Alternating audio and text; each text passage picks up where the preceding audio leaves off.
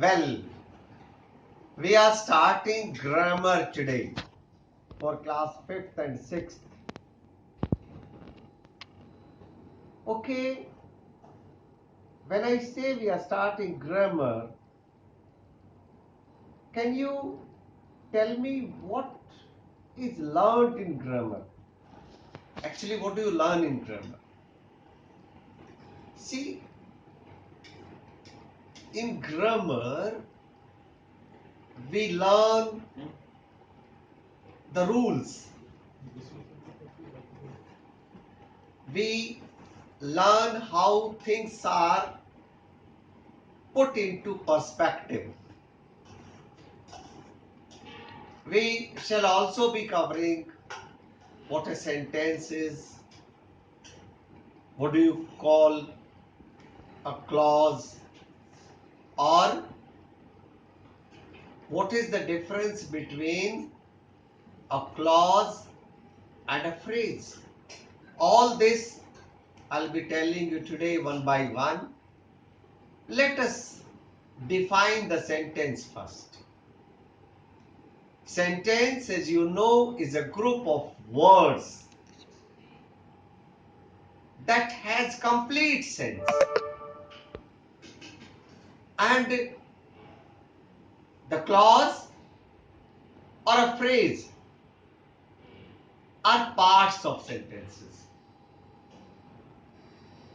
The clause is also a group of words and the phrase is also a group of words. Then what is the basic difference between a clause and a phrase? A phrase does not have a subject and a finite verb, whereas a clause has a subject and a finite verb. A sentence may have two or more clauses. A simple sentence, may have only one. Similarly, a sentence may have more than two or more phrases. Let's talk about kinds of sentences. There are 4 kinds of sentences, and those 4 kinds are declarative sentences, imperative sentences, interrogative sentences, and exclamatory sentences. Let's know about them one by one. Let's talk about the declarative sentences first.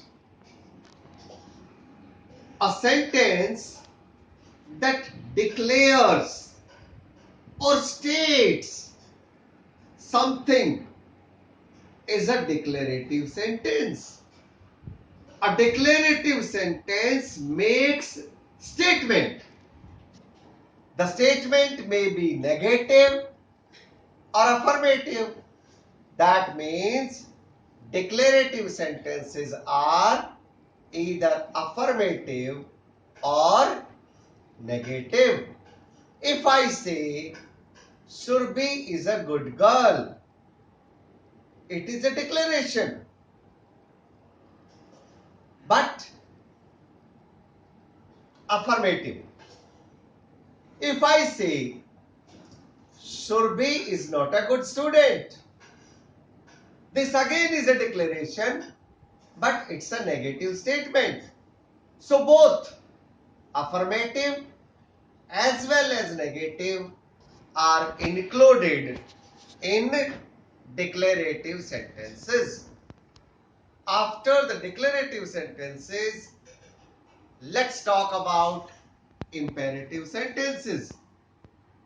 Imperative sentences express command, request, advice, order, or suggestion. These sentences are not written with subject. The subject is concealed. It is hidden. Although The subject is understood to be you, but it is not written. All these sentences begin with the first form of the verb, or don't, or never, or please, or kindly. All, or let us, or let me. All these sentences start with these words. These are commands, requests, order, or suggestion.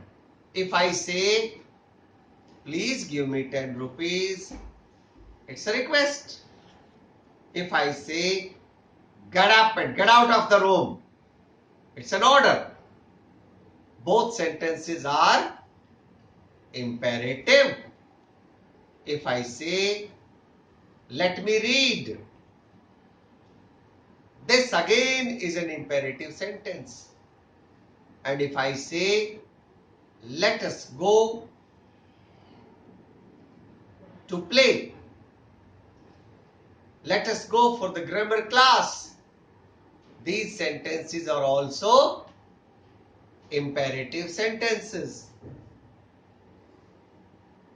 Practice imperative sentences. Write down at least 10 to 12 imperative sentences in your rough notebook and send to me. Let's talk about the next kind of sentences. And the next kind of sentences are interrogative sentences. Interrogative sentences ask questions. They inquire. They inquire or ask questions. They may begin with a helping verb, that's an auxiliary verb, or they may also begin with WH words. Words like what, why, where, how. Either they begin with WH words, interrogative words, or they begin with auxiliaries or modals. So all these sentences which ask questions are called interrogative sentences. What are you doing? Where are you going? What's your name? How are you? Is this the way to Taj Mahal? All these sentences are interrogative sentences. We have come to the last kind of sentences, and those are exclamatory sentences. Exclamatory sentences express strong feelings or emotions. They end with an exclamation mark. What a beautiful dress it is. How big the elephant is.